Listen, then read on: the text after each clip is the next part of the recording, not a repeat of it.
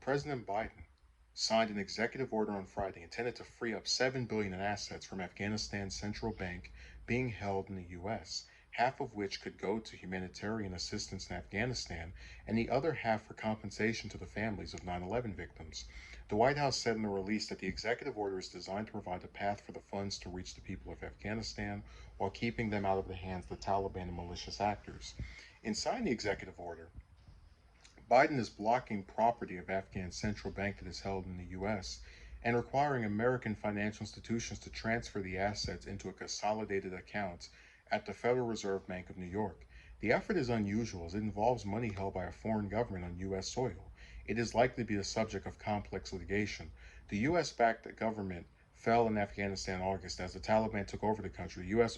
overthrew the Taliban more than 20 years ago after a September 11, 2001 attack spearheaded by Osama bin Laden, who was then in Afghanistan. A number of U.S. victims of terrorism, including families of victims of 9/11 terrorist attacks, are currently pursuing access to the Afghan central bank funds in federal court.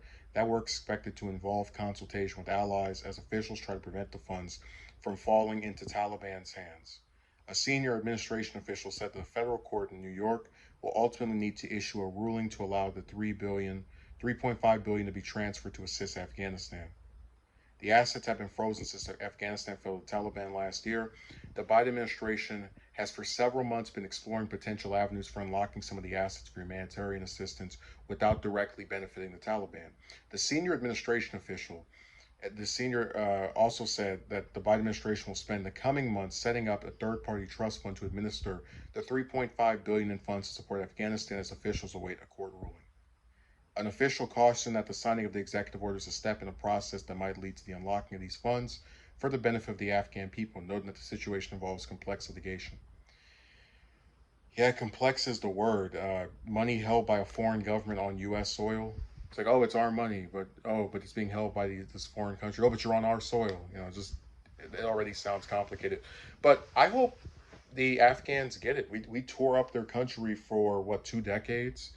And for any of the people who like to say, oh, it's 7 billion, it's too much, blah, blah, blah, blah, blah. It's like, guys, 7 billion is a drop in the bucket compared to the annual hundreds of billions. I have one video that did pretty well, the 717 billion video from a couple of years ago, that just demonstrates how much money we throw at these conflicts. So I think, comparatively speaking, it's not that much. And it is funny that we almost never have any money to actually do anything that's helpful toward people. But when we want to bomb and destroy homes and murder others, we suddenly find this magic wad of cash to bail us out and make our acts of international terrorism come to pass. It's really pathetic. So I hope that we get to do something that's at least a little, not going to rectify all the bloodshed over there from the last 2 decades, but it'll be a little tiny step in the right direction.